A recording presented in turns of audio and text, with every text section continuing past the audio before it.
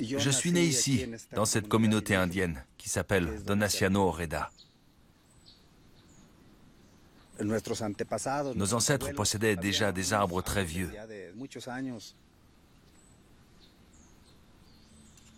C'étaient des gens grands et forts.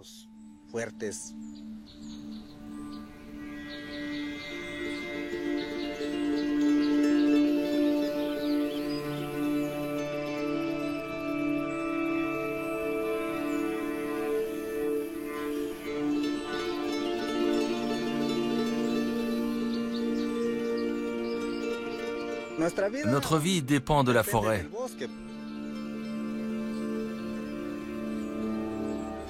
Sans forêt, il n'y a pas d'eau. Sans forêt, il n'y a pas d'air pur. Il n'y a pas d'animaux. Il n'y a rien de tout ce que donne la nature.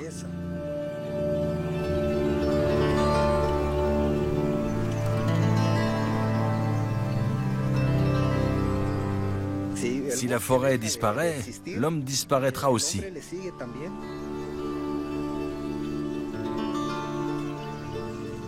Notre mission est de protéger la forêt. Mais on n'est pas tous du même avis.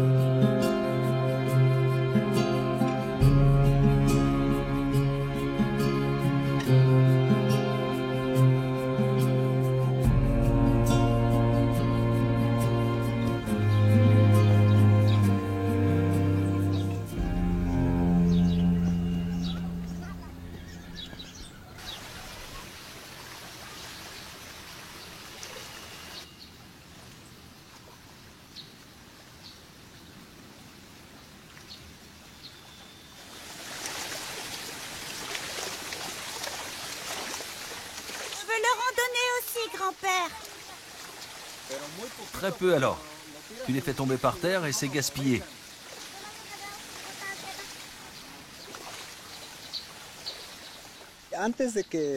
Avant la création de la réserve, j'abattais des arbres.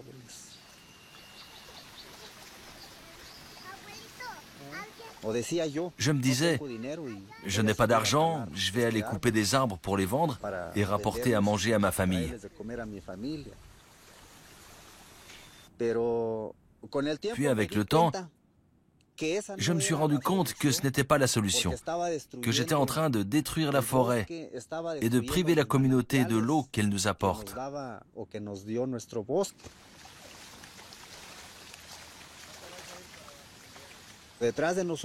Nos enfants et nos petits-enfants vont nous succéder. On veut pouvoir leur laisser le village et la forêt.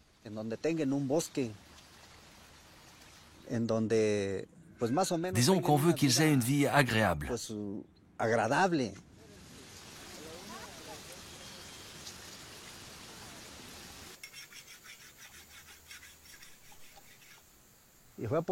C'est pour ça qu'on a changé de façon de faire. On a arrêté de couper des arbres et chacun a planté son verger. Maintenant, j'élève des truites et je cultive des avocats pour les vendre.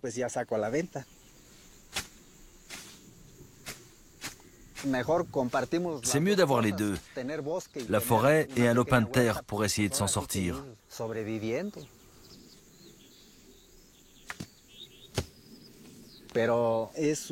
Mais c'est quand même un sacrifice.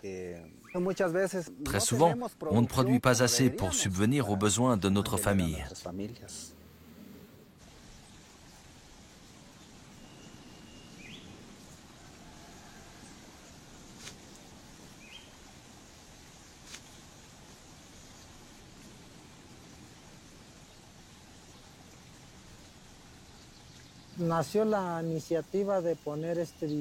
On a eu l'idée de créer cette pépinière et on m'a proposé de faire pousser des petits arbres pour reboiser les zones dévastées.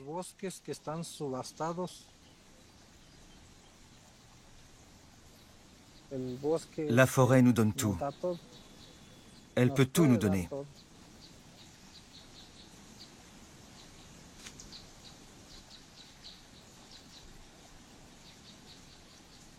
D'ici un an, notre communauté va repiquer environ 60 000 plants.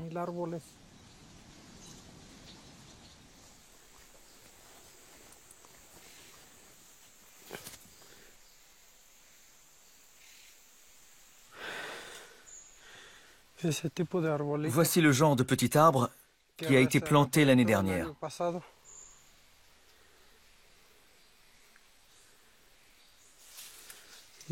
On ne les voit pas à cause des mauvaises herbes, mais les oyamels sont bien là.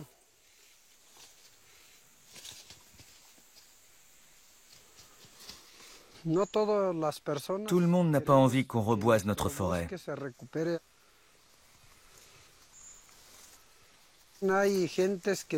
Certains disent que c'est un travail de longue haleine et que nous, on n'en verra peut-être pas le fruit.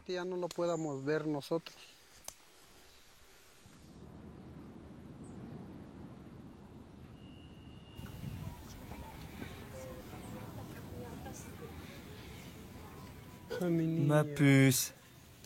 Il regarde la télé? Mon bébé, ma chérie.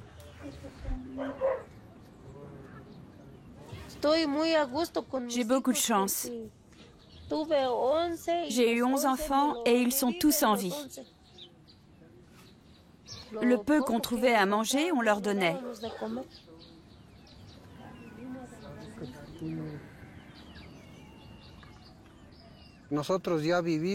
Nous, notre vie, elle est derrière nous.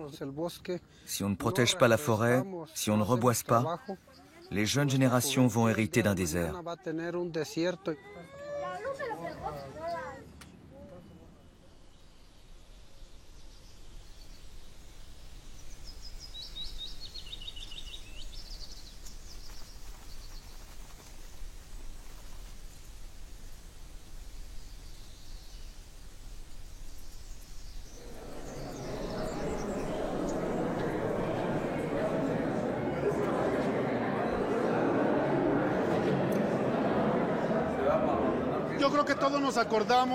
Je crois qu'on se souvient tous de ce qui a été décidé à une réunion. On a dit que quiconque se faisait prendre en train de couper un arbre, même mort, sans autorisation, méritait une sanction. Monsieur Gregorio Espinosa, du secteur 2, a été sanctionné. Monsieur Rogelio Lopez est en retard dans son paiement. Madame Odelia aussi. Et aucun des deux ne s'est manifesté.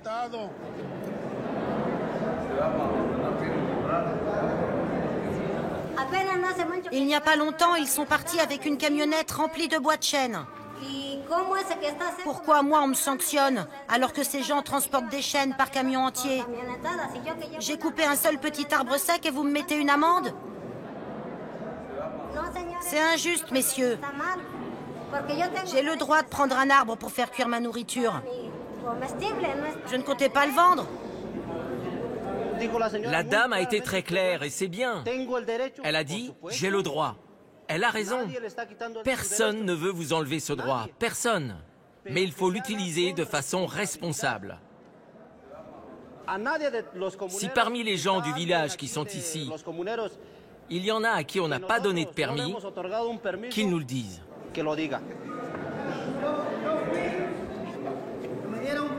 Moi, je suis allé demander un permis d'abattage.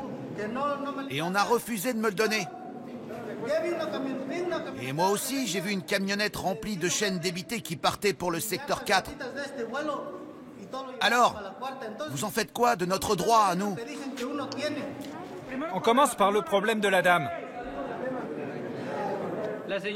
Si cette dame a plus ou moins une idée de qui c'est, il faut qu'on enquête sur cette camionnette. Il faut qu'on sache qui abat ces chaînes. Si on ne fait jamais rien, comment on pourra savoir qui est le coupable? Il faut en finir avec ça. Mais je ne sais pas qui transportait ce bois, moi. C'est bien ça le problème.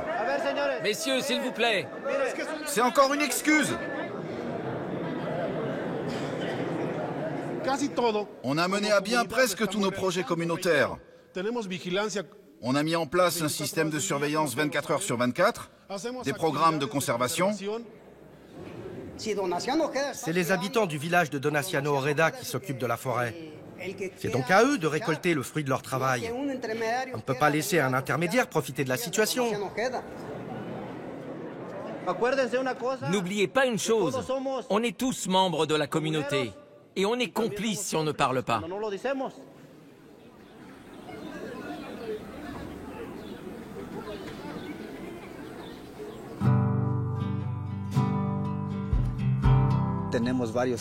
Ça fait plusieurs années qu'on travaille à la conservation de la forêt.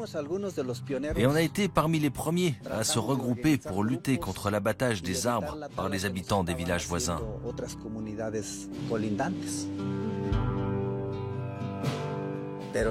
On en a passé des nuits blanches. Une fois, en une seule nuit, ils ont essayé de filer avec 40 camions chargés de bois de contrebande. En pleine nuit, on allait vérifier qu'ils ne nous volaient pas notre bois. On a dû affronter des gens qui étaient bien décidés à nous éliminer.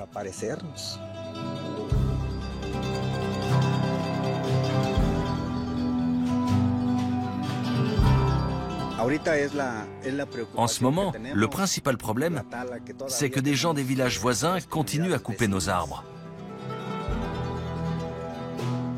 Mais on résiste toujours. Actuellement, on fait des rondes 24 heures sur 24. Et tout le monde sait quand c'est son tour de garde.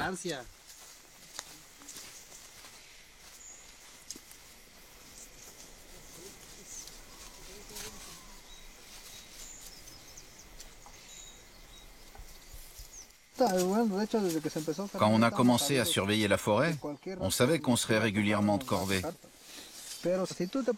Mais si on s'intéresse à ce qu'on fait, c'est pas si pénible que ça. Allez, on continue.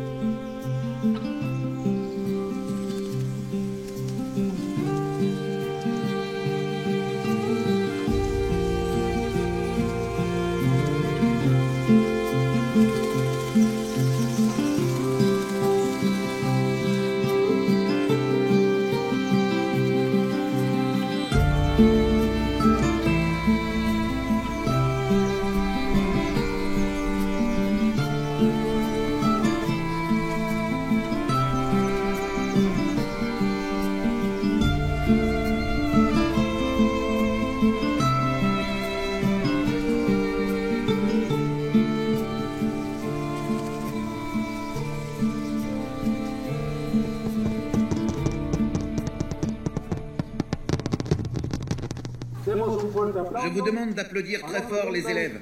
Ils vont nous présenter une jolie danse régionale. Prêt?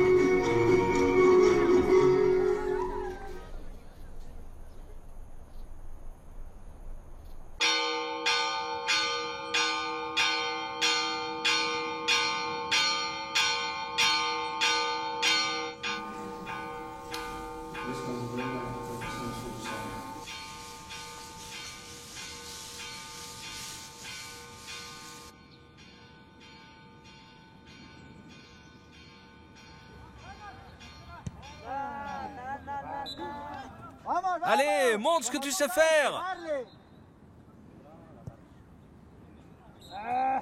Raté.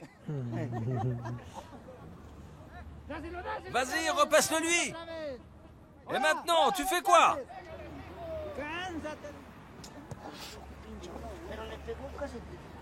Vous avez vu les monarques? Oui, à Sierra Cinque.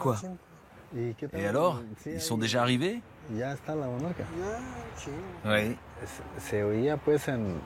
Dans les reportages sur les monarques, ils ont dit que le taux de mortalité était très élevé, que l'espèce était menacée d'extinction.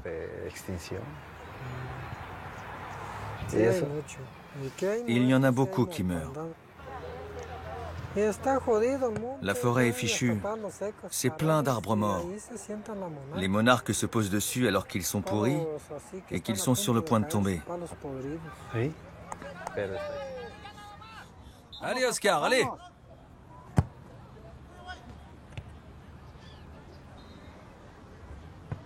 Dos. Ay, ay, ay.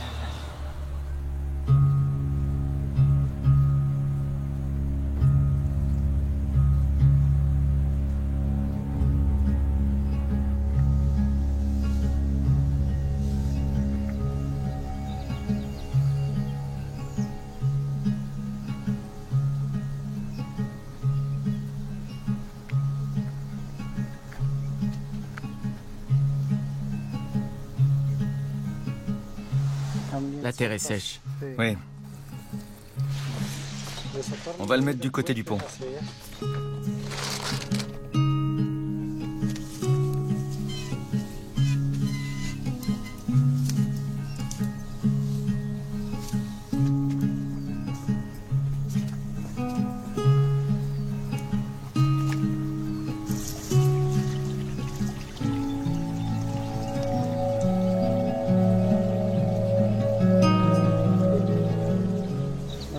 Il mourait de soif.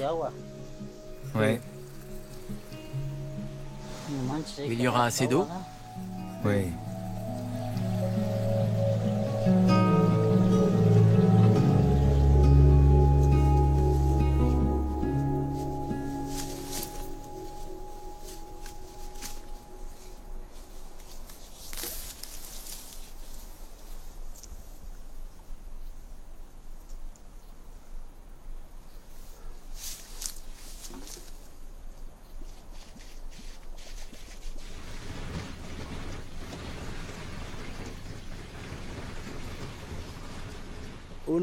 J'aimerais produire des fruits de première qualité, mais on ne peut pas toujours prévenir les attaques de parasites.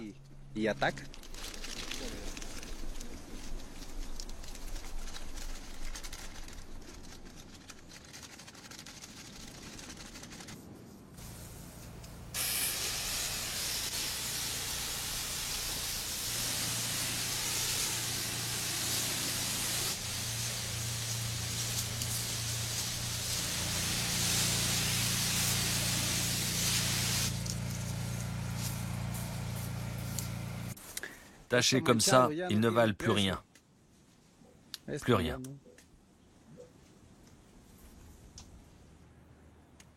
C'est ça qu'il faut éviter. Parce que un fruit abîmé comme ça, personne ne l'achète. On trime pour rien.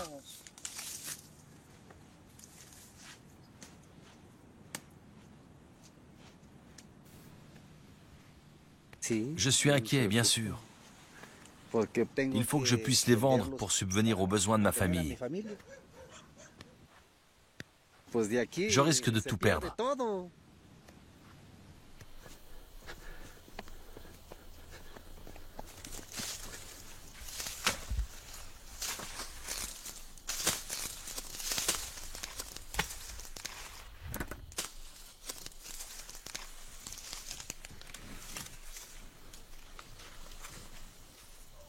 Il est plein celui-là?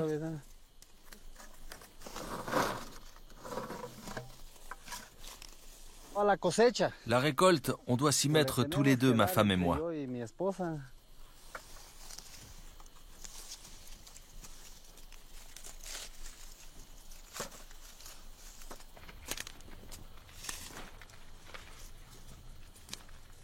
On s'est mariés en juillet, mais je ne sais plus quel jour.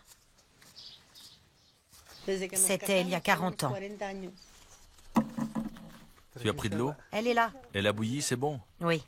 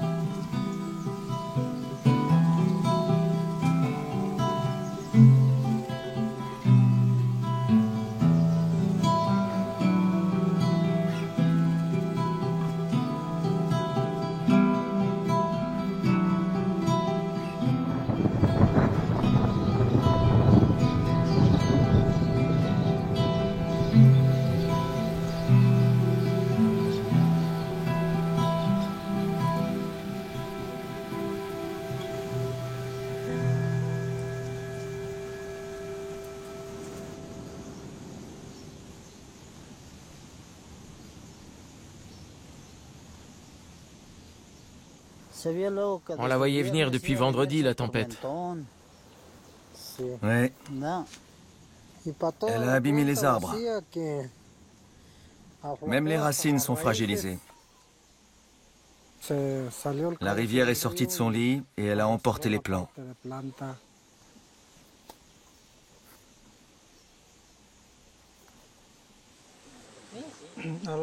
Elle a débordé au niveau du pont.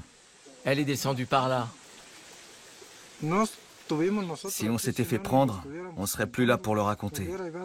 La rivière nous aurait entraînés jusqu'au barrage.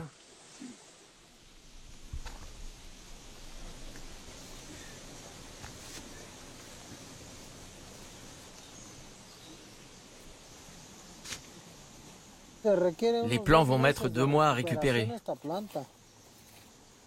Ouais.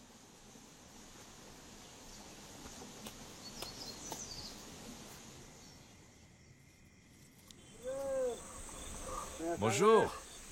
Tu vends des avocats? Tu m'en donnes combien? Il faut qu'on les voie. On y va.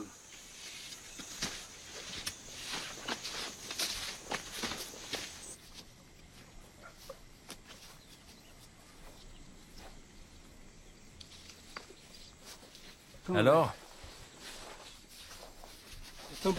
Ils sont un peu malades, non? Comment ça? Ils sont attaqués par un champignon. Je crois pas.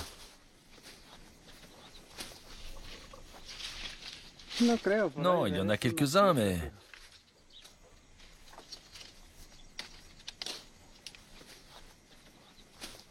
Tu me cueilles les plus beaux, les meilleurs, les moins tachés. Je ne peux pas. Ils sont un peu abîmés. Pas trop, mais...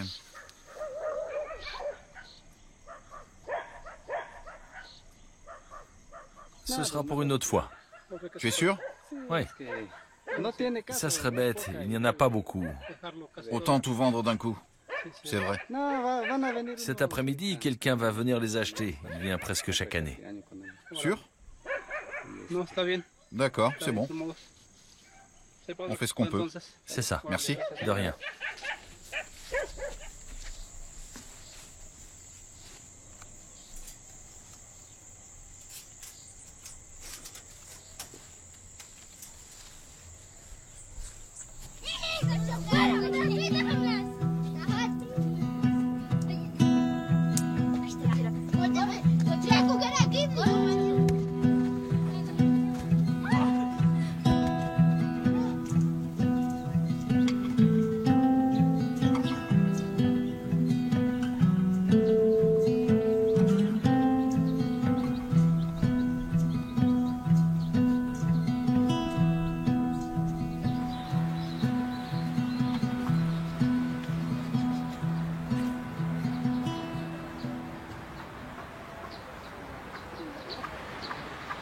Sacré Aristéo. Il n'arrête pas.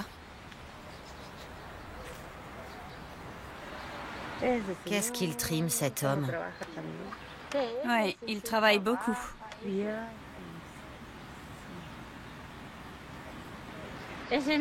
n'aime pas l'alcool, lui. Il ne fait que travailler. Benjamin ne vient plus? Benja? Oui. Ils l'ont renvoyé. Pourquoi? Ça ne les arrange pas d'avoir 2 employés. Il n'y a pas d'argent pour les payer. Il n'y a plus que lui. Oui, je vois ça.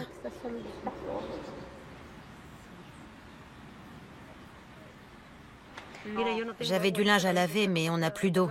Je ne sais pas comment je vais me débrouiller. Eh oui. Il n'y a même pas d'eau potable. Et pourtant, elle coulait à flot, pas vrai? La source a été enterrée. Je vais jamais chercher l'eau là-haut.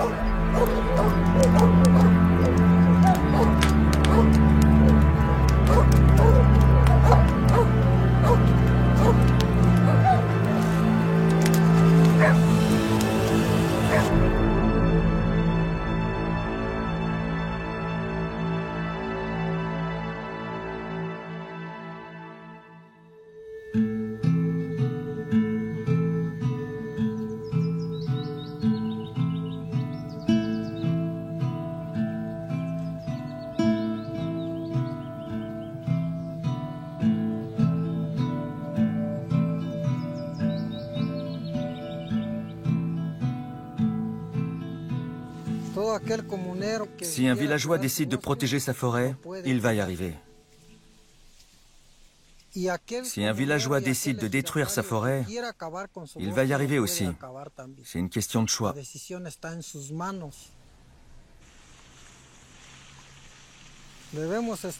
On doit être vigilant, parce que ceux qui n'ont plus d'arbres risquent de venir couper les nôtres. Il faut garder l'œil ouvert 24 heures sur 24 365 jours par an. C'est pas facile.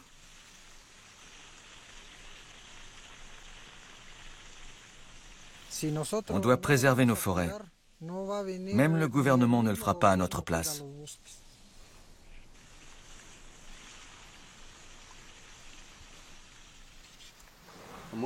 Plein de gens préfèrent tout saccager.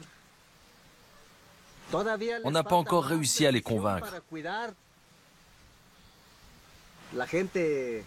Ils ne voient pas l'intérêt. Ceux qui veulent sauvegarder la forêt, comme nous, sont devenus les ennemis de ceux qui veulent la détruire.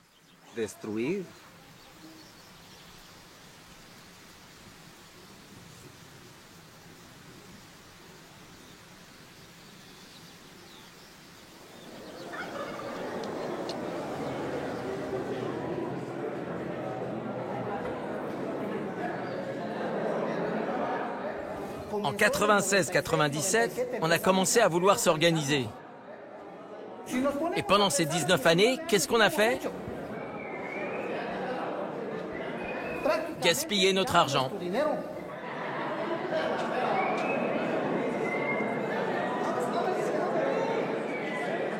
Messieurs,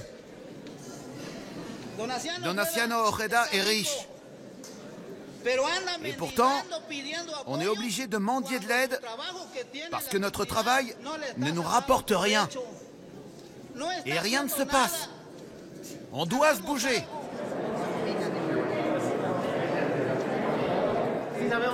On sait que notre forêt est pleine de ressources.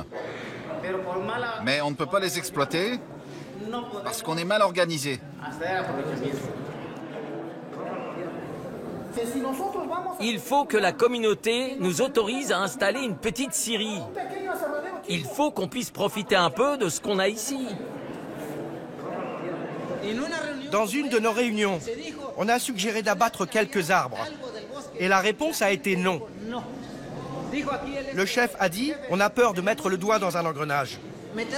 Mais qui ne risque rien, n'a rien. Il a raison.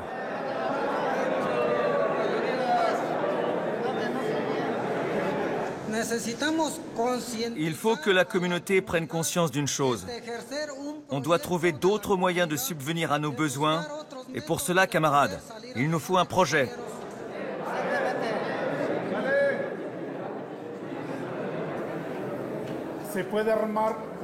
On peut présenter un programme à l'Assemblée. Et s'il est approuvé, on le mettra en œuvre. C'est notre boulot qui est en jeu. On est nos propres patrons. Il faut bien que quelqu'un travaille pour les générations futures.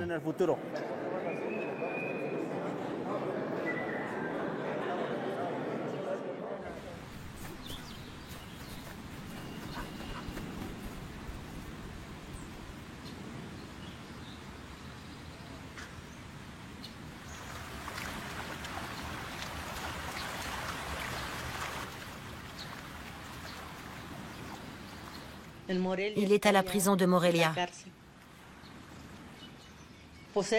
Tout ça parce qu'il protégeait un petit champ d'avocatier qui lui appartient. Ils l'ont embarqué en pleine nuit. Il était armé. C'est pour ça qu'ils l'ont arrêté et qu'ils l'ont emmené. Il n'a rien fait de mal. Il protégeait son verger. J'ai besoin de mon mari. Il n'est pas là. Et ça me rend triste. Je ne sais pas combien de jours, combien d'années il va passer là-bas. Je n'en sais rien.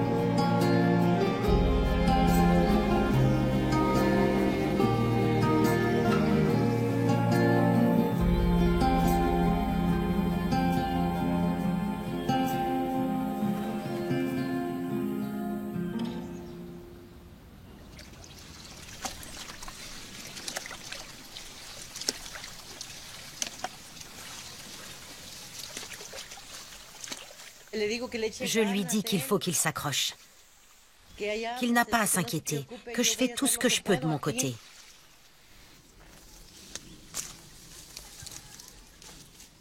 Il me dit la même chose.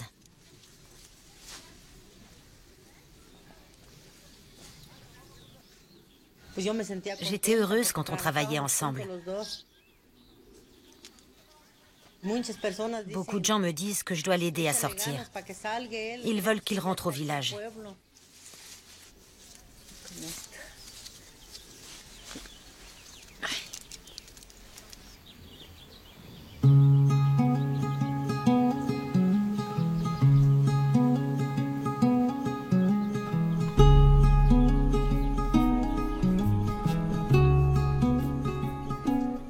Tous les habitants du village participent au reboisement. La forêt nous appartient à tous.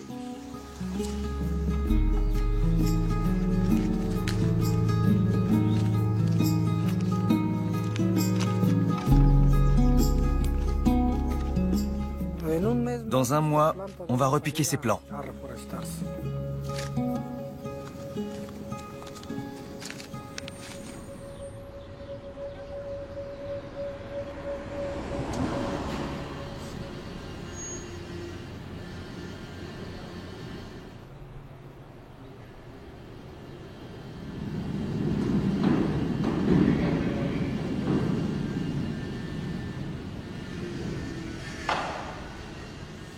Pourquoi on vous a arrêté? J'avais une arme.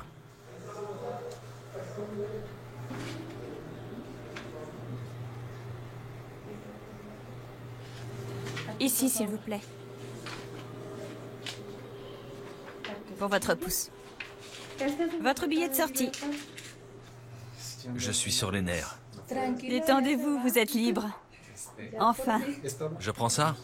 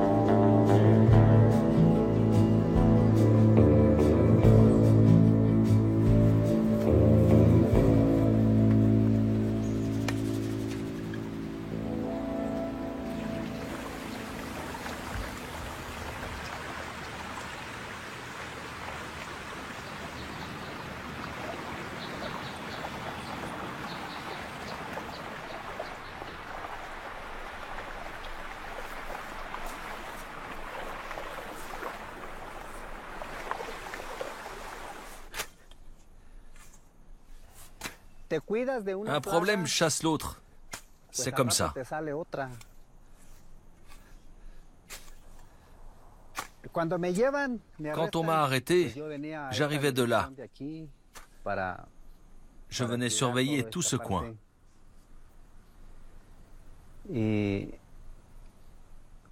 On m'avait déjà volé plusieurs fois.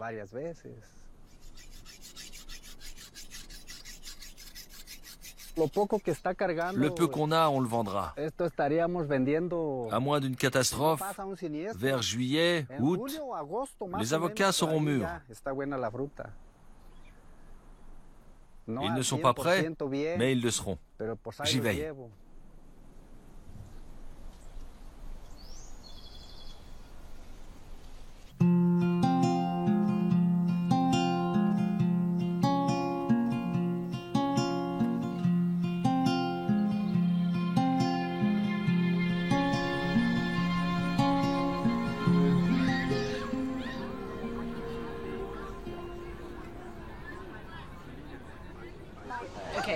Ils ne vont pas s'échapper? Je ne crois pas. Mais par sécurité, on devrait peut-être ouvrir une seule cage.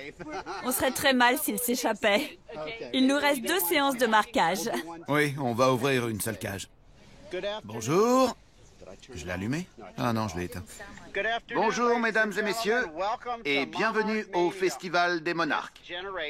C'est cette génération de papillons qui va migrer au Mexique. Ils vont parcourir plusieurs milliers de kilomètres. On va marquer celui-ci. Je vais coller le sticker au milieu de l'aile inférieure droite. Son numéro est le TJA 335. 1, 2, 3. Bon voyage jusqu'au Mexique!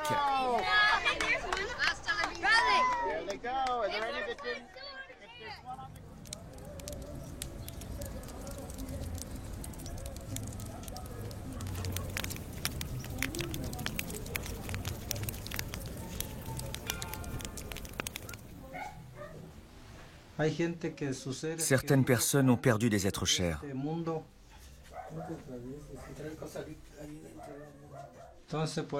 Le jour des morts, on attend que l'âme des parents de ma femme vienne jusqu'à nous.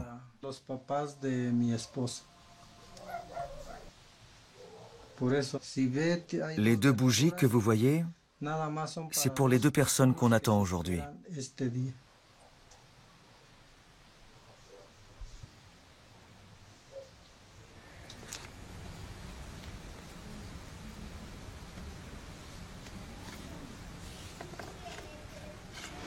Je vais chercher grand-mère. Oui, dis à ta grand-mère de préparer ses offrandes. Dépêche-toi.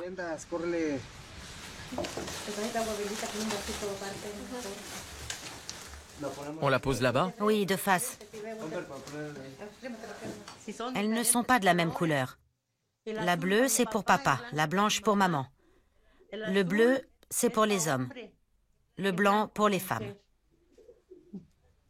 On croit que les âmes viennent jusqu'à nous et on les attend. Mais seul Dieu sait ce qu'il en est réellement.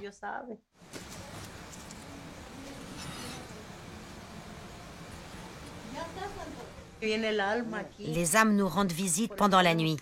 C'est pour ça qu'on leur dépose des offrandes. Elles viennent nous voir.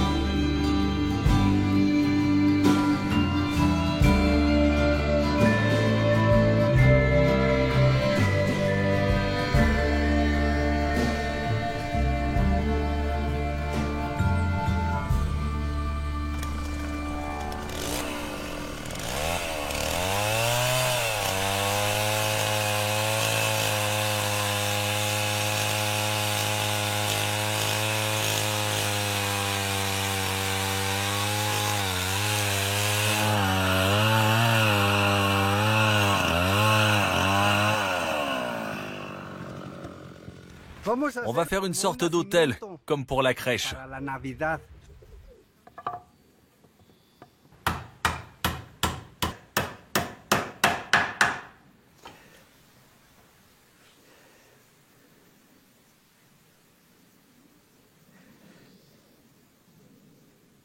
C'est pour fêter mon retour, mes retrouvailles avec ma famille.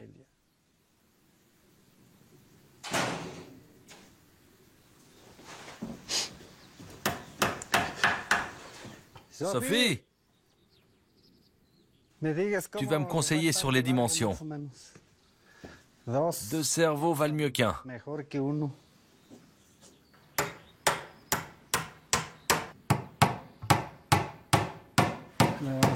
On va l'installer ici.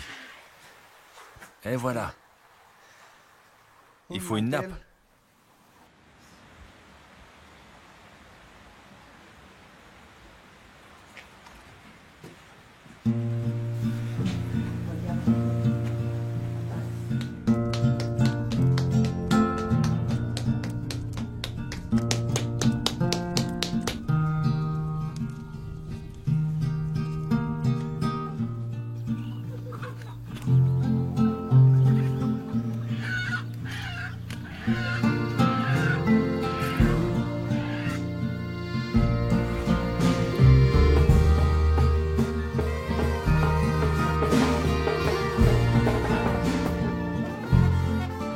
On est tous réunis.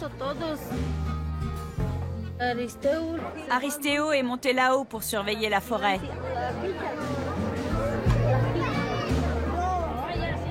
Mais nous, on est là.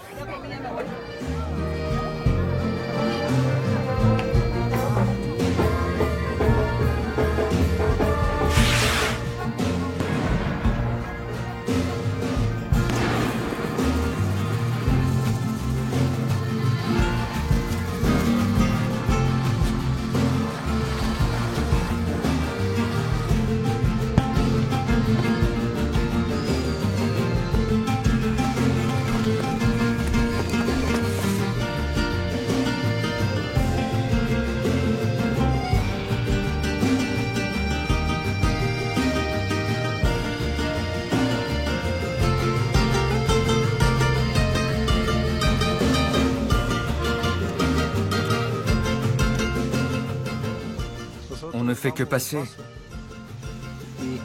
Qui seront les prochains maîtres de la forêt? Les jeunes.